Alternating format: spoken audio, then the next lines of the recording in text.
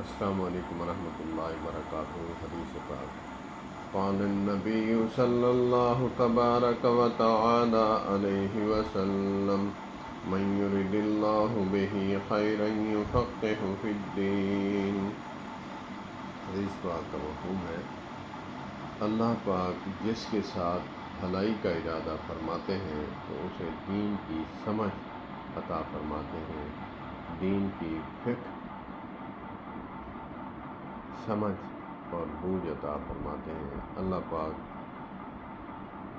ہمیں دین کی سمجھ عطا فرمائے اور اس حدیث پاک کا مصداق بنائے۔ السلام علیکم ورحمۃ اللہ۔ آج جمعہ کا دن ہے تو اسی لیے درود پاک بھی کثرت سے پڑھیں۔